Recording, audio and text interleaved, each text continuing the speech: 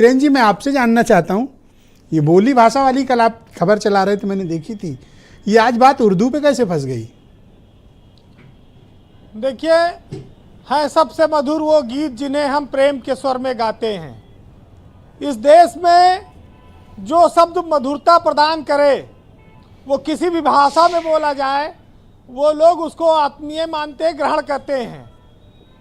भाषा के स्तर पर लड़ाई कभी रही नहीं है और इसका उदाहरण यह है कि हम दैनिक जीवन में दिन भर में हिंदी और उर्दू के मिक्स हजारों शब्द बोलते हैं और लोग उसको समझते भी हैं और अपनाते भी हैं। ये जरूर है कि संसदीय व्यवस्था में एक सहूलियत प्रदान की गई है कि भाई कुछ नई भाषाओं को भी आप उसका जो कहते हैं कि शब्दार्थ सुन सकते हैं या उसका ट्रांसलेशन सुन सकते हैं। अच्छी बात है, क्योंकि यूपी भी एक बड़ा राज्य है, बहुत सारी भाषाएं हैं, बहुत बड़ी जनसंख्या में अगर उसको लोग बोलते हैं तो वो रहे। राजनीति हर जगह अपना फायदा ढूंढती है और इस देश में जब लड़ाई हिंदू और मुसलमान पर चल रही हो तो वहाँ पर भाषा में अगर उर्दू शब्द आ गया तो स्वाभाविक है कि माहौल तो गर्म होगा ही और उसका फायदा भी उठाया जाएगा।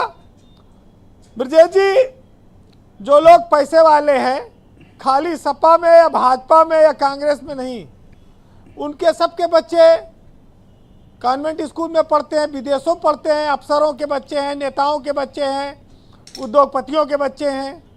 तो पैसे से शिक्षा लोग ग्रहण कर रहे हैं तो उसमें हिंदी और उर्दू का कोई मतलब ही नहीं रह गया। सब विदेश में अंग्रेजी बोली जाती है और यूपी में तो उर्दू को कहते हैं गंगा जमुना तहजीब की प्रतीक है। हमारे यहाँ जब ईद मिलन होता है तो हिंदू लोग बहुत बड़ी संख्या में जाते हैं, होली मिलन होता है तो मुसलमान बहुत बड़ी संख्या में आते हैं।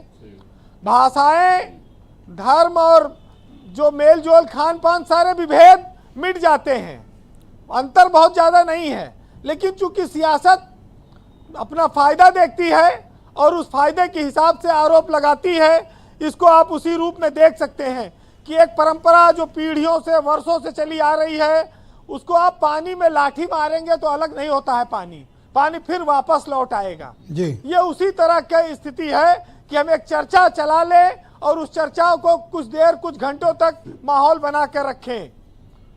वैसे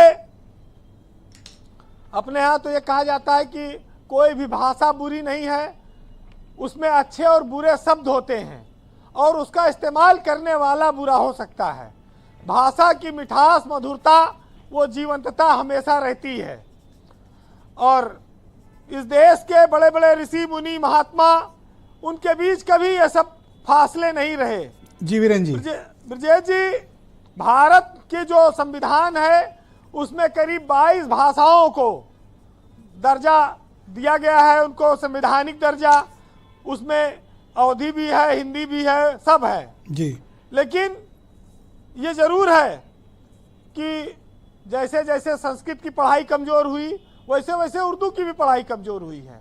दोनों लुप्त हो जाएंगी, क्योंकि संस्कृत वालों को लोग चिढ़ाते हैं कि पोगा पंडित बन रहे हैं, चुरकी रखाए हैं, बाल घोटाए हैं, ये सब लोग कहते हैं। चुरकी तो मतलब कौन अपने बच्चों को बाल घोटवा के, चुरकी रखा के स्कूल पढ़ने भेजता है?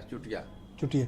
अच्छा, आज थोड़ा सा वीरेन जी, थोड़ा सा टाइम शेड्यूल की कमी है थोड़ा देखिए जी, बात तो पूरी आनी चाहिए। नहीं बिल्कुल, क्योंकि बड़ा प्रेशर है आज बात का। नहीं, आप देखिए ये सर्वदलीय बैठक काहे के लिए करते हैं कि भाई हमारे सत्र को सब लोग सहयोग दो, और जैसे सत्र शुरू होता है तैसे दुश्मनी की तलवार निकल जाती है और सर्वदलीय बैठक में आज तक जो सहयोग मांगा गया वो आज तक पूरी देश की विधानसभा और लोकसभा में कभी नहीं मिला, उसका उल्टा होता आया है।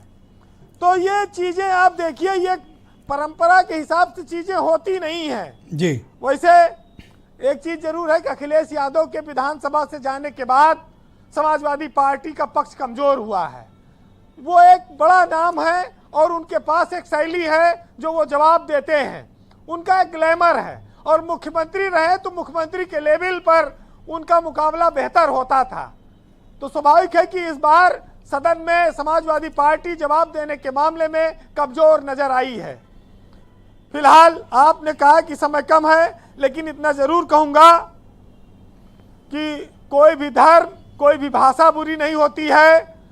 जो लोग बुरे हैं, न उनकी कोई धर्म होता है, न उनकी कोई भाषा होती है। तो कुल मिला के बात इतनी है, समझिएगा कि कौन सी बात कैसे कही जाती है, ये सलीका हो तो हर एक बात सुनी जाती है। और जैसा चाहा था तुझे देख न पाए दुनिया, दिल में बस यही एक हसरत सी रही जाती है। और एक बिगड़ी हुई औलाद भला क्या जाने कि कैसे माँ बाप के होठों से हंसी जाती है। बहुत शुक्रिया वीरेंद्र जी, बहुत बहुत धन्यवाद।